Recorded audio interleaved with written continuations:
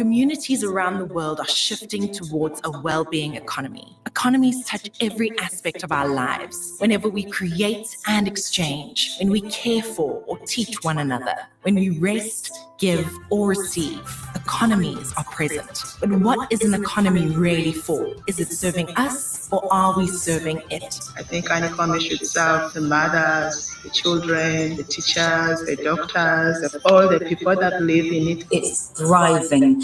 It's meeting the needs of all people within the means of the living planet. To be good stewards of the planet, to be good stewards for one another. That's what an economy should be. What we're being asked to do essentially is to put aside our assumptions about how the world worked in the past. So I think the economy needs to shift toward promoting flourishing of life in all its forms, rather than just promoting a system of monetary exchange. It's about looking at our planet, our home, and how we manage as a global tribe. You can't just have one set of people kind of imposing those needs on the rest of society. So you have to include everybody in that dialogue about what kind of economy we want. In order for people to be truly liberated, for people to be truly free, they must have control of their economic futures. This is 1,000 hands, 1,000 seeds blooming. We held a national conversation with the citizens of Wales, and we posed the question,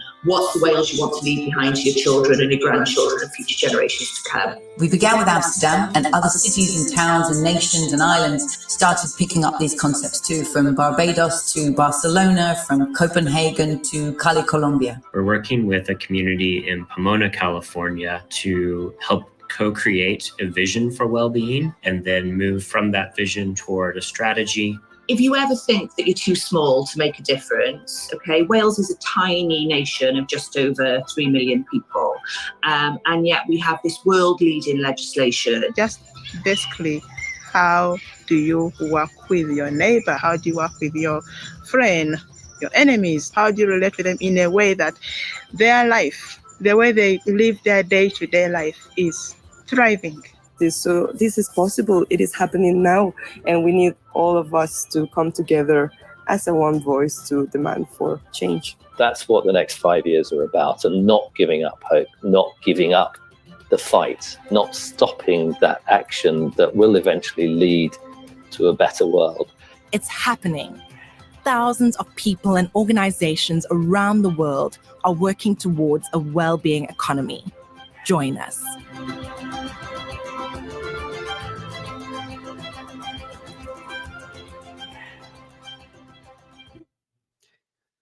Welcome, folks. Thanks for being here. My name is Jack Rabbit, and you are on Redneck Gone Green. Really happy to have you all here today. I am your sitting-in host for today's live stream. David couldn't make it, so today it is just it's going to be me and the wonderful people who helped to produce that video that you just watched. Very excited today to talk about the well-being economy and what that means and how that's consistent with a lot of the ideas that we've shared on Redneck Gone Green up until today about really just kind of having an economy that is sustainable, that works for all of us, that we're all a part of, and an integral part of, that works together with the world around us. It's a very exciting concept, and it seems so alien, right, to us in growing up in this monstrous, brutal capitalist system that we are currently in, that is dominating the world in so many different ways.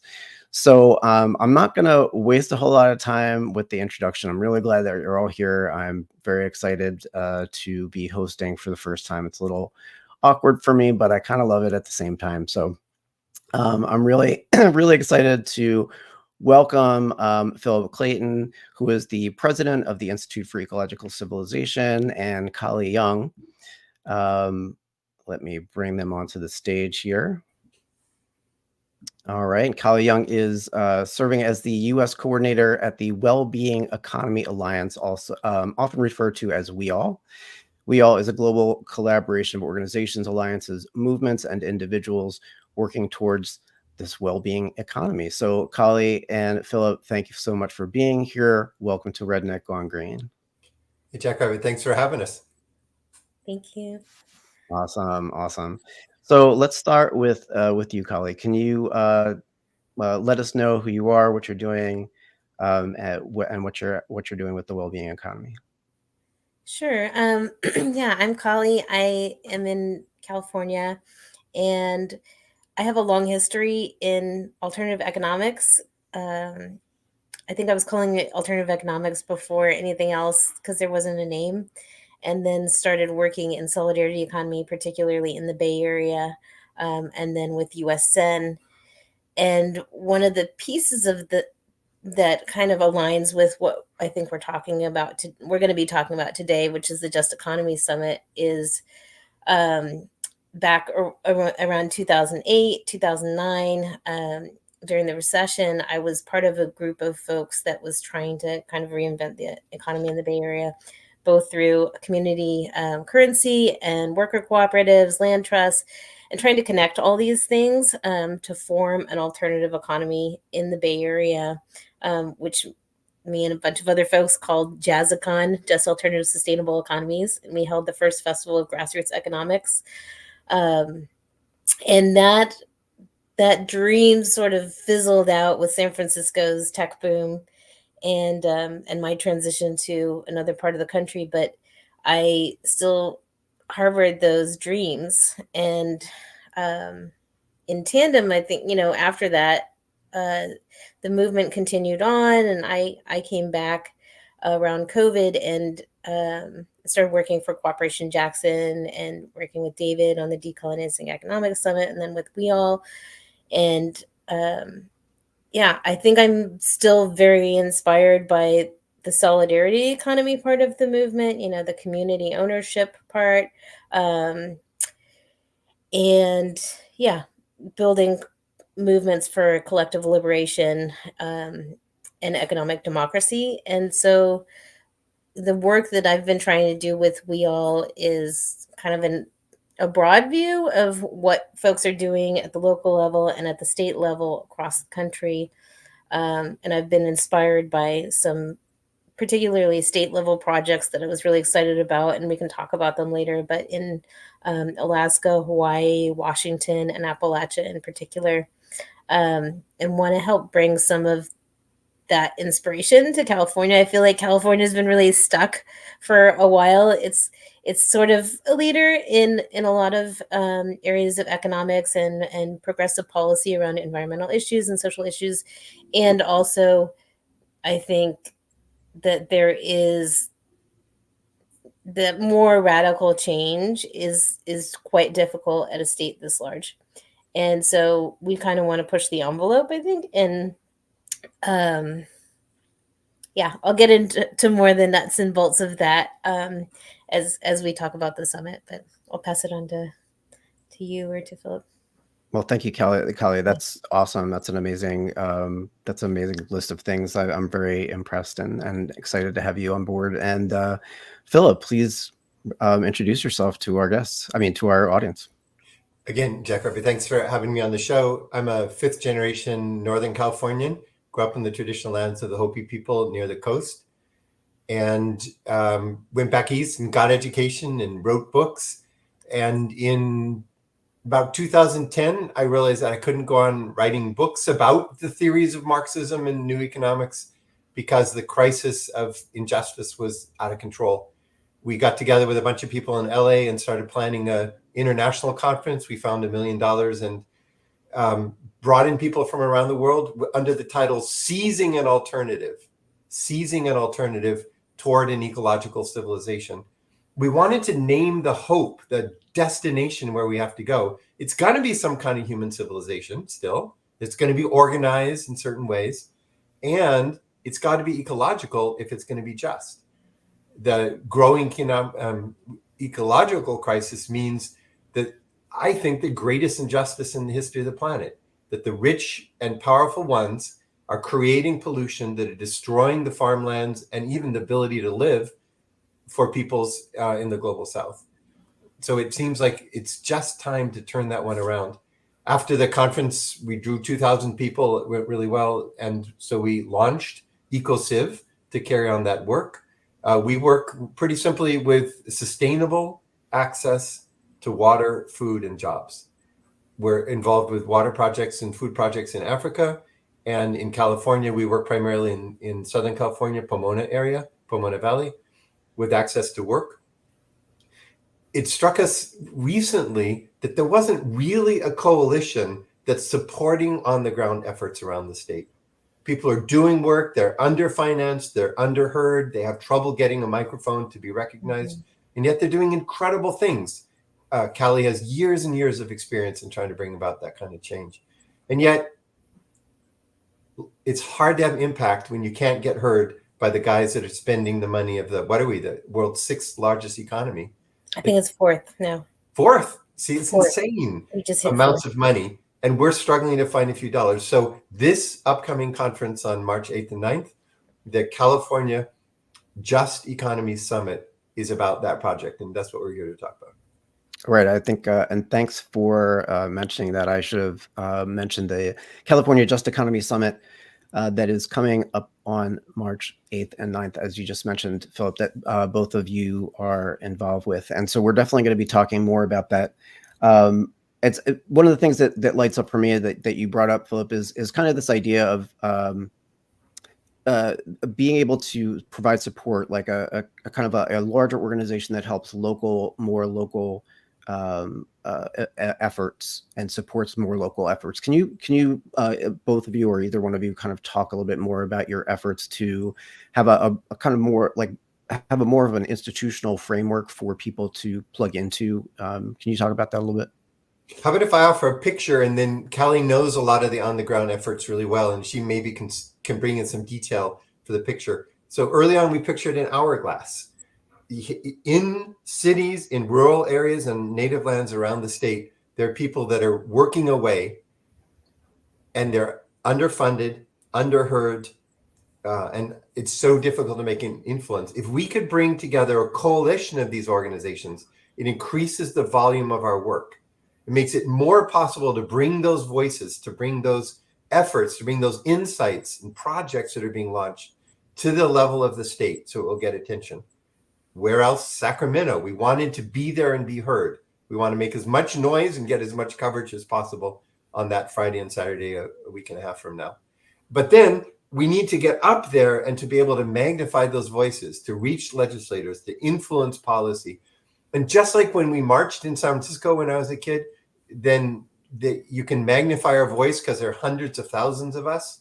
So also, if we can get together as a coalition representing the individual projects, then we can have more impact in transitioning toward a just economy. And Kali, so do you want to follow up with that? Sure.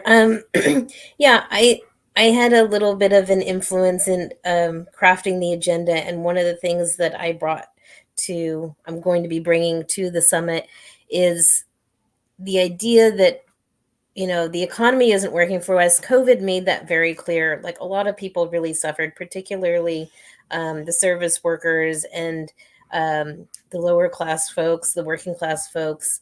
And I think that caused us to take a moment of pause and really think, is this even really, we mainstream folks, even lower, working class folks had sort of bought into the dream for the most part, the American dream, oh, you can move up. But the reality is that, we don't have that kind of power, and any little, not even little, but any kind of disaster like COVID, or as we move into, climate disaster, the people who are most vulnerable don't have a voice, and they don't have, they're basically not being served by the economy, and that's partly because they don't have a voice. And so I think, what I would like to see happen with this is also just a real in-depth collective reimagining of what the economy is for and what it will do. And I think that, when I've seen groups of folks do that kind of revisioning, that reimagining, they come up with much more radical plans and programs and projects together than what they thought was possible, because we're given this slate of oh, well, you can, maybe we can increase home ownership, or maybe we can slightly increase the minimum wage and things like that. And while those are extremely important, particularly in the state, I think a longer, more radical vision would be very helpful. Right. Yeah. I mean, I love that you're saying that, because I think that that's something that the people who are in power are very afraid of, is just the idea that people have more options than they are currently being told that they have. And so it is really wonderful, and to inspire people with an idea of, like, worker owned co-ops and why they're important, why they matter, public banking, stuff along those lines.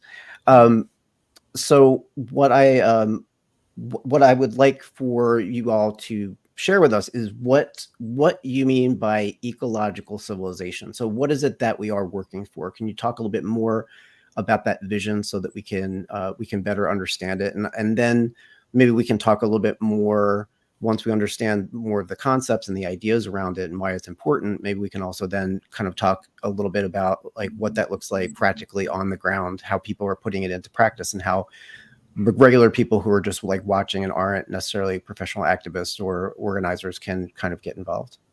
Why don't I do the first half, and then Khaled's got probably lots to say about on the ground. We wanted to put the problem in people's faces, like in a dramatic way.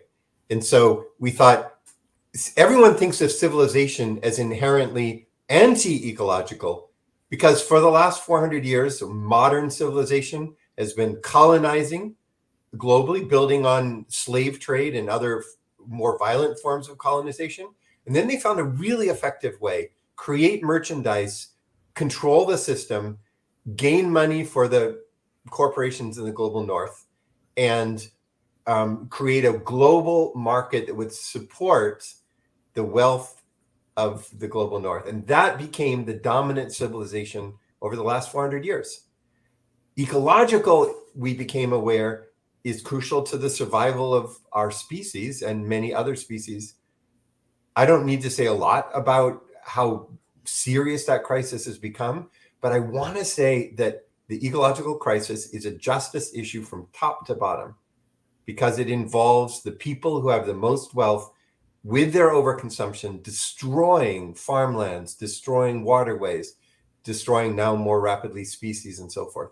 So if you could put in people's faces what it would mean to break out of this current system and to move to a new economic system that was an ecologically based civilization. And by that we mean ecological justice, social justice, and economic justice built into the very fabric of a society.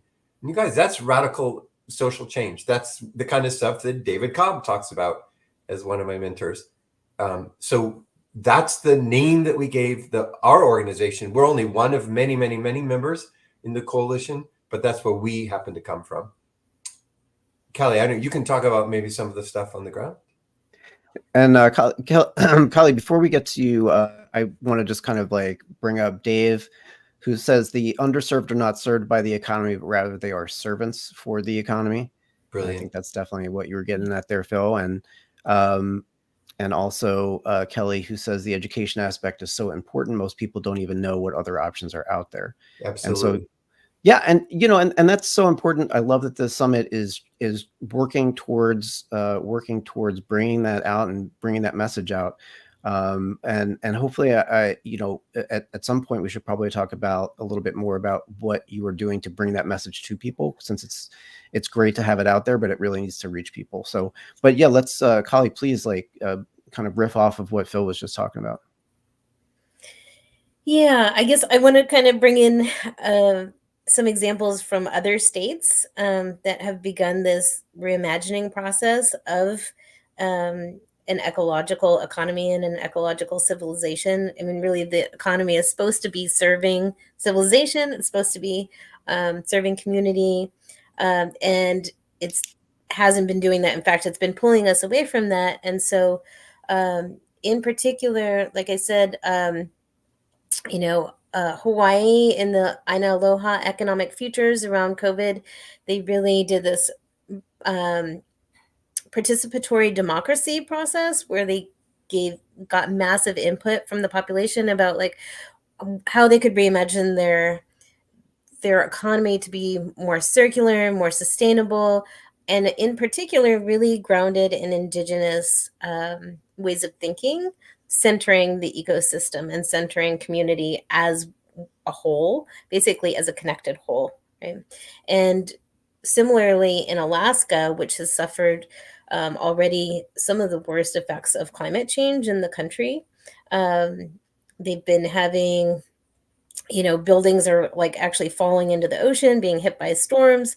The fisheries are collapsing. The tundra permafrost is melting, and yeah, the ecosystems are suffering quite a bit, and so are the subsistence communities there.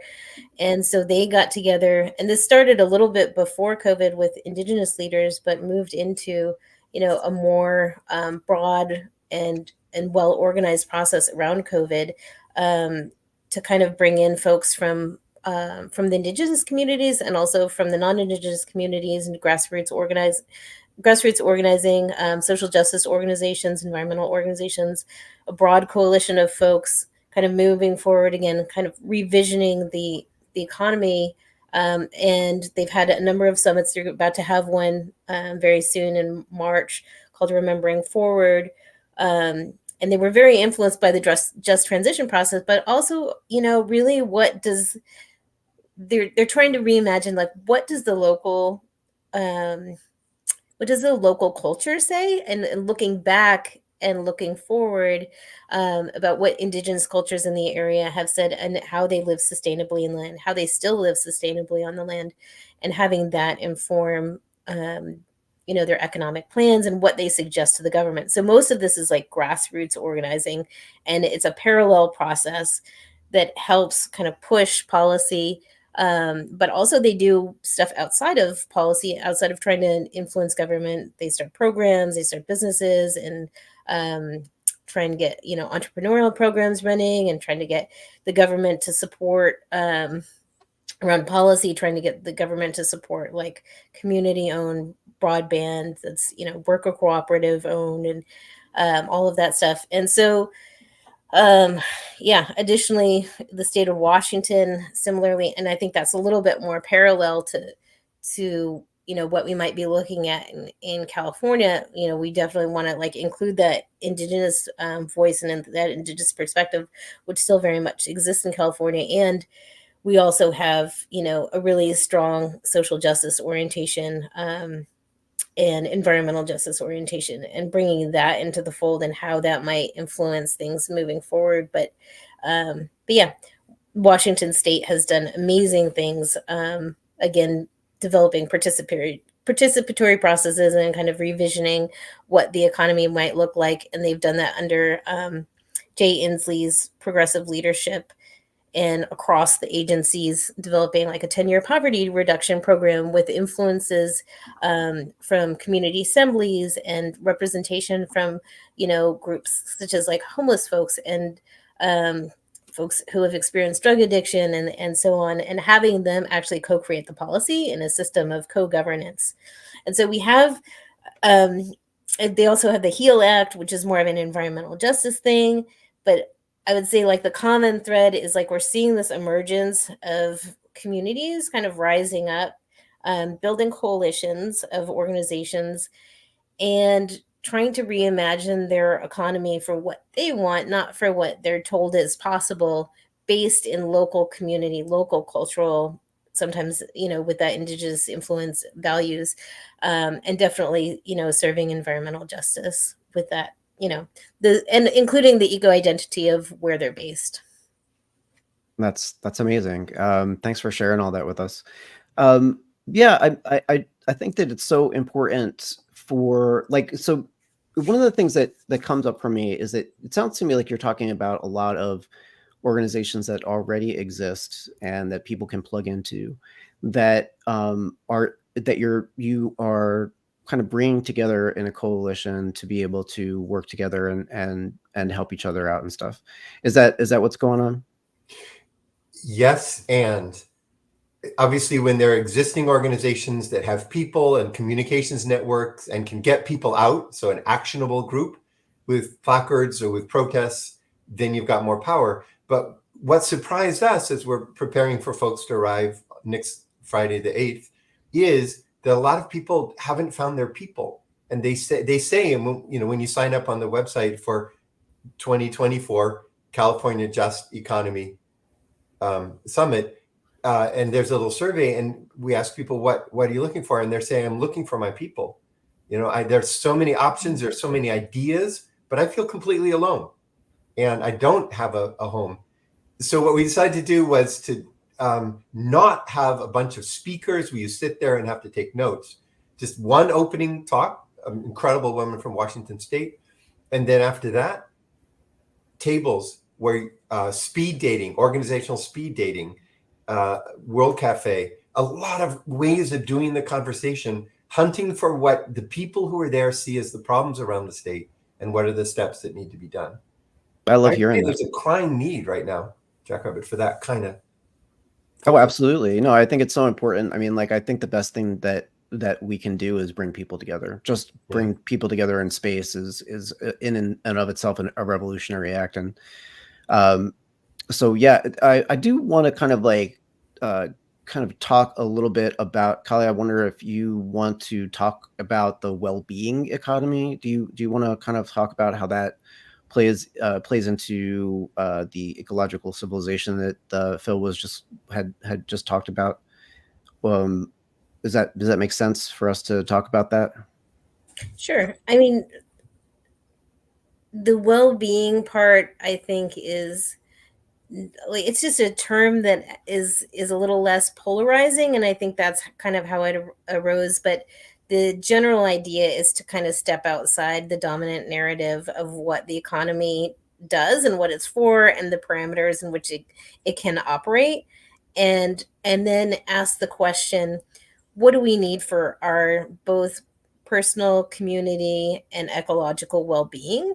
And then try to reimagine the economy and how it would meet those needs, what we would need to do that. Because I think what we've gotten locked into is the framework of this is how the economy has to be. There is no real alternative. We can do these little tweaks, you know, with policy and such, but that we have to fit our needs within the existing system rather than, and I think we've lost sight of what our needs are. You know, people are now saying like, oh, it's okay, I have 3 jobs and, like, you know, I can barely breathe. And, you know, people are like sharing, you know, like multiple families in one house, or like, it's untenable, really. It's untenable. And people, I think the frog in the boiling pot, where people have been kind of adjusted to it, but are also starting to feel the stress and the tension.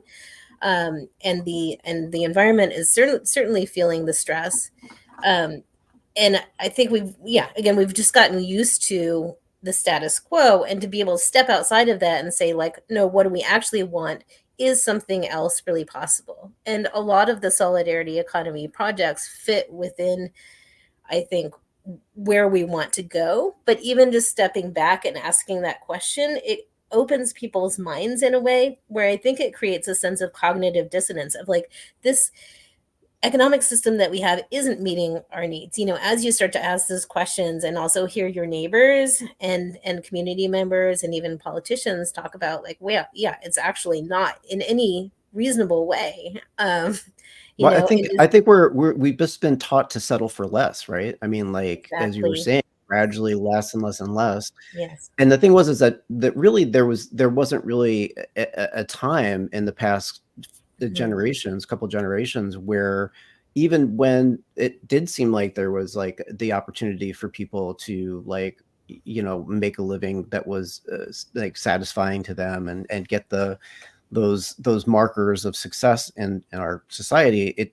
it still wasn't really ecologically sound, obviously. And I think that we've got used to kind of sitting, like Kelly says, sitting in that position, waiting. It's almost unbearable. We can't breathe, but we don't feel there's anything else that can be done. The systems change hasn't happened yet. Desert just said in the chat, all these injustices, we need to develop parallel systems, because the capitalist government isn't going to change voluntarily. Corporate power won't change voluntarily. What we need to do is start to launch the new on the falling pillars of the old. As we get to late stage capitalism, we need to already be incubating other ways of living with each other, other experiments, other ways of living with the land, other ways of relating that aren't based on the capitalist system. So I'm with David on that one. Yeah, absolutely. I mean, one of the other things that I've noticed that people are kind of sharing in the chat is, these there's been a number of kind of comments that speak to just like the very small range of options that we think that we have available to us, and also it also speaks to like just the intentional limitations that have been put upon us, right? And so I think that is also one of the things that I kind of wanted to check in with y'all about. If you're thinking really about like how to kind of counter that, I think I love what you're saying, and I think it's wonderful, and I think it really speaks to people's hearts, right? People who want to just, for example, this is something I wanted to bring up, was that it was revolutionary to me to find out that they had done studies not that long ago where they figured out that like people did not become marginally happier after a certain amount of income. So it was like 75 grand or somewhere between 75 and 100 grand. At which point after that, they did these studies where they found that like people actually were not noticeably happier. Yeah. And the takeaway from that was that like, we really don't need that much, right? This idea of the 75 grand to 100 grand was really just like your basic needs are met, like your basic economic needs are satisfied. And that is really, once you don't have to worry about where your food's coming in, like the roof over your head, you have the room to be happy in your life, But what I see in the chat is people saying, I get that concept, but I don't know where to go. Yes. Because so I'm alone. I'm like standing against the system.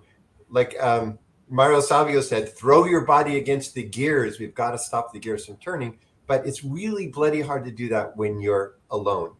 And it's forming alternative communities that is so important in Oakland, in Pomona, in all these specific places where people experience a different way of being with each other. I mean, Kelly, that's what you keep emphasizing as we're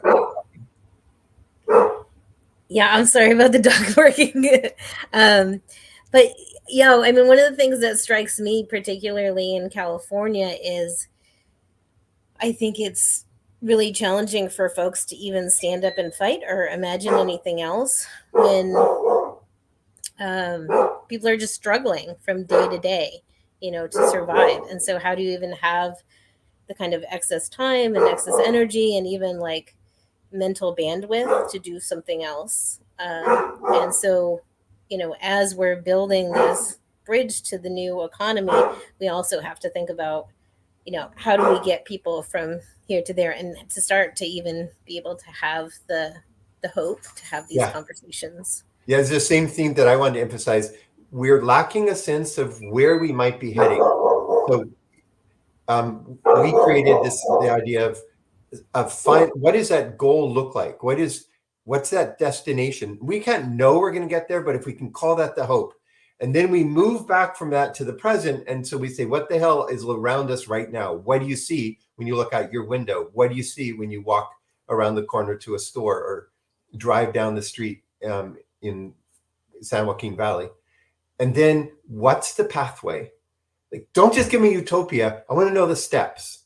Who's going to work with me? Who's going to resource us? What are our starting points? What do we value? What can we manifest in how we live together with each other? I think well-being hints at that. It doesn't tell us yet what it is, but the idea, if we're well-being in our local community with the people who are fighting and working toward the same things, living in the same way, then we can imagine expanding it outward. Can I ask what, like, for those of us who are feeling alone, right, and not connected to this well-being economy or this, what can we look for? What can we plug into? What kind of like options do we have? Can you suggest for us? Mm-hmm. I'll just mention a couple of the organizations that are answering that and that are going to be there at the tables next Friday. So CAF helps small farmers, mostly BIPOC farmers, to gain access and hold access to their land. and to get this community supported agriculture that gets them fair prices for what they grow so that it can continue. In Pomona, urban farming, for if you're without documentation, you're in the US, you're trained as a farmer, but you can't get access to land. The city council is setting aside these relatively small plots, and people who spent their life in the fields are being able to grow again and sell again through worker-owned businesses so that they can retain their money and do it without documentation. They're not afraid constantly that ICE is going to show up and they're going to be suddenly find themselves, flown away from their family and their new community. The violence prevention programs, so we have really high violence in Pomona, are ways we combined it with this notion of neighborhood well-being. So things that are increasing the strengths of the neighborhoods and communities. And community grows quickly in Hispanic neighborhoods when you take away the blocks. It's much more than Anglo communities have a lot more trouble being deeply interlocked with each other, unfortunately. And that gets beyond that fear of isolation and moving forward. Let me stop there, but I know Kelly has a ton of other examples she can add. Yeah, I guess one of the more exciting things I know that's coming about in California is the public banking movement is starting to really gain ground here. And so the Public Banking Alliance will be there. Of course, David Cobb is involved with that. But I see that as like a really amazing potential catalyst for a lot of the other solidarity economy and economic justice and environmental justice work that we want to do that is limited by, what we can get funding for. And I would say also, I'm particularly inspired along those lines of the shift to community advised funds. So instead of like donor advised or foundations just making decisions, there's a group of folks that are trying to kind of turn that on their head, and the local communities that are being impacted actually get to help make the decisions about where the funds go. And so I think this kind of like economic democracy that's really bubbling up from the grassroots, including also like participatory budgeting is growing in California. And I was actually one of the first people to help bring it to the Bay Area at its inception.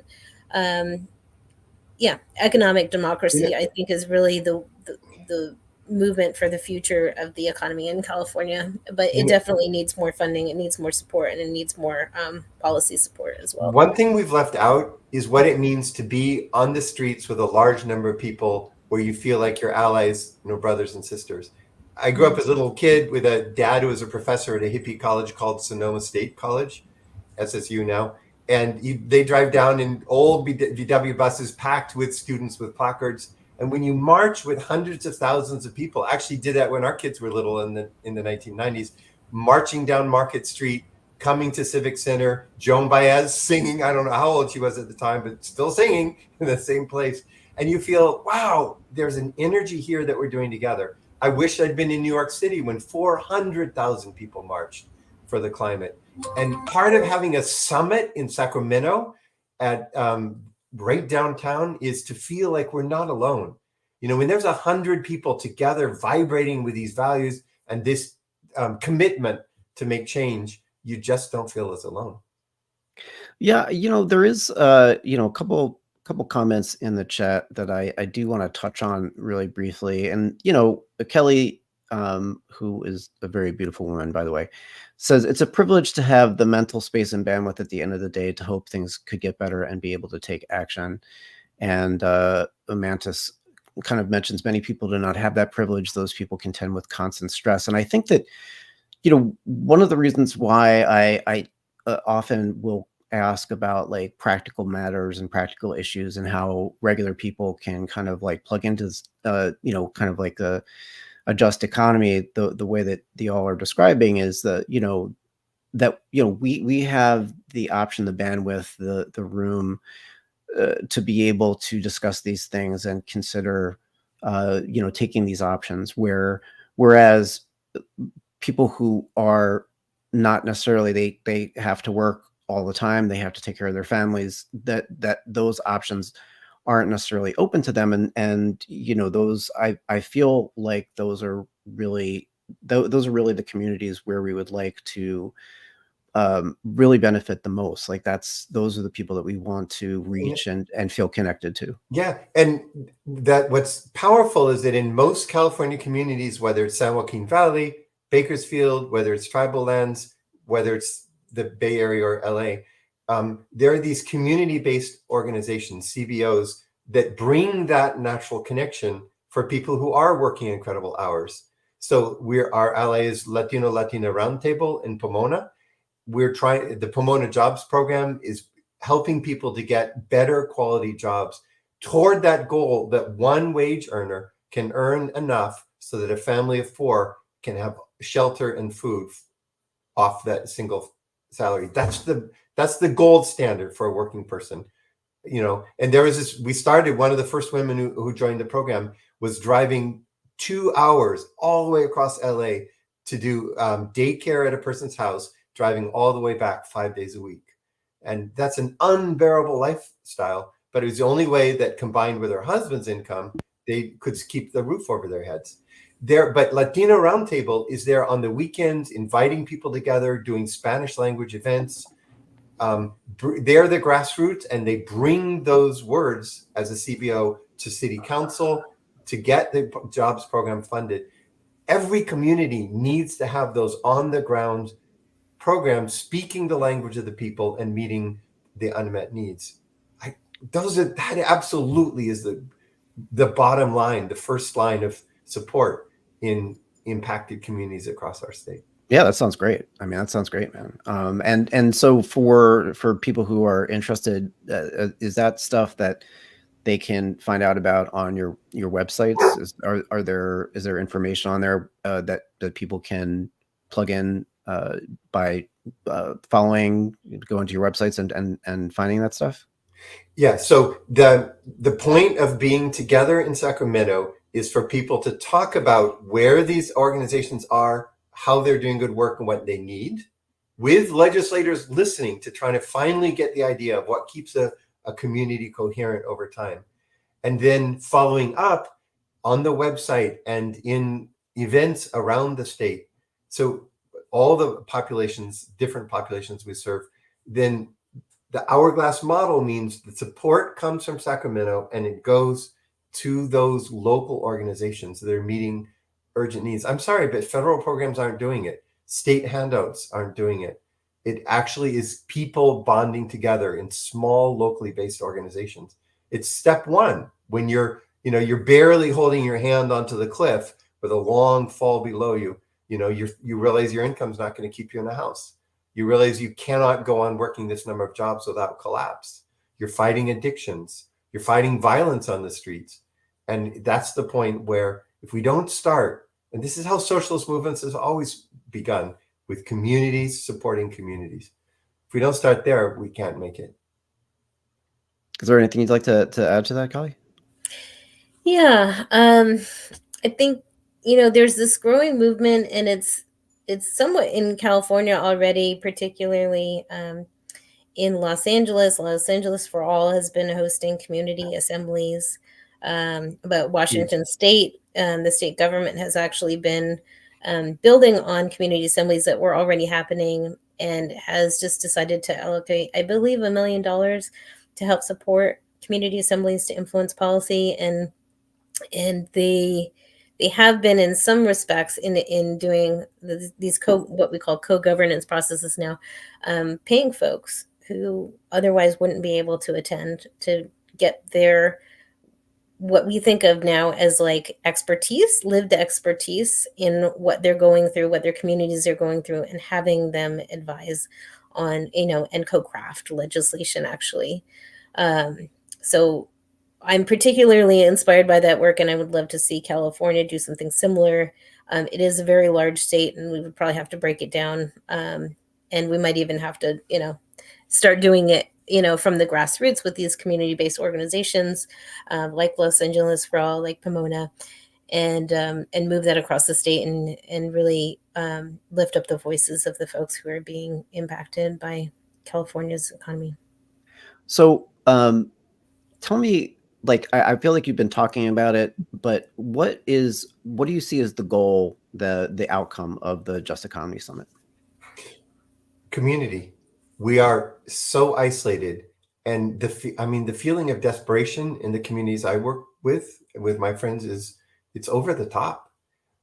Everyone goes, hey, we left COVID behind, right? Well, we left 1 million dead people behind for one, but underemployment and unemployment in urban centers remains. Like, the rich people went on, their stock portfolios got bigger, right? During COVID, we're told the world's biggest 5 companies now dominate the global stock markets, and people who lost their jobs don't have decent jobs again. No, and the jobs that they got are gig. That's they're part of the gig economy now. They're just plugged into a gig economy, where they have no rights, they have no protections, no oversight. They call it essential workers, and what that really means is dispensable workers. It's a bullshit, lying term. Sorry to be blunt, but the conditions are not better for the people who didn't have all the property that would increase in value during COVID. And so the idea of talking about a statewide summit that just says 2 things, it's got to be a just economy, just 2 words, a just economy. And we're going to say, let's build that coalition. We don't want a big Sacramento office. This is not about that. This is it's a grassroots based movement. What are the groups? What do they need? Who are they? Can we magnify attention across the state? Can we get more coverage from San Francisco Chronicle, LA, Sacramento Bee? Can we get more power for CBOs working on native lands, who are underfunded, by the way, and trying to do the work that they do with the struggles of indigenous peoples? How are we going to begin to take those steps? And I think it's a matter of scaling. It's not going to be top down. It'd be great to see more of the incredibly wealthy state money cover the support organizations in a more organic way. But if we don't start organizing, supporting each other, and marching, we're not going to see change. That's I agree with that 100%. I think it definitely has to be as they say, a diversity of tactics for sure. Yeah. This has been a fantastic conversation. I'm really grateful for you two to be here and to share these thoughts with folks. This is an ongoing theme that we have at Redneck Gone Green that we've been talking about a lot. And, it's great to hear the work that you are doing in support of these ideas. We're going to wrap up, but before we do, I want to give the 2 of you an opportunity to kind of share your thoughts with us. Any kind of closing thoughts that you'd like to share. So, Philip, do you want to start? Sure. I thought that we could do this slowly, and I thought that we'd win government support in a so-called progressive state like California. And what happened is the disruption of the ecosystems, the increasing chaos around the globe, which leads then to the violence and the wars, was moving far faster than a lot of us believed. And now, 10 years later, we actually are in a more precarious situation. It seemed really crucial that we could invite people to come together, to get their names down, to speak of what the issues are, and then not go away. Like an organization that serves the CBOs, the community-based organizations across the state, and refuses to let a bureaucratic solutions be enough in a time when it's not survivable in a lot of our communities anymore. It's not survivable for small farms. It's not survivable for migrant workers. There aren't survivable conditions in the poorest neighborhoods in the big cities, but actually a lot of folks are living now in the Bay Area, having to travel from far out toward Antioch into the job in San Francisco, because you can't, unless you're a millionaire, you can't get a house. You can't pay rent any longer. You guys know the costs. And it just feels like it can't go on any longer. We have to begin to band together and be seen and be heard. That's what just economy means. That's what March 8th and 9th, next Friday and Saturday, are all about. And I really appreciate what you guys do week after week to feature this and not to be silent. And please don't shut up. Thank you, Phil. That's awesome. Kali? Yeah, I'll just echo what Philip said is like we don't really have the option now to not radically, really, really radically reimagine our economy. And I know California is a challenge for that, but California can also be a model for the world, you know, and definitely for the rest of the country as the fourth largest economy in the world. And so, yeah, I just really encourage people to come to the summit and take this opportunity. It's really an emergent process, and we're really open to whoever wants to come and bring their ideas and their background and their perspectives to create a plan with us to move forward. Awesome. Thank you so much, folks. I am really grateful to you for being here. It's great to have you. Thanks to our audience for joining us. Yeah, so we will be back next week with Kali Akuno of Cooperation Jackson. Very excited for that show. Thanks so much, everyone, for being here. And please do remember to like the video, share it if you can. We really appreciate that. Yeah, we'll see you next week. Please keep fighting. Love you guys. Bye. Thanks, Jacko. Take care.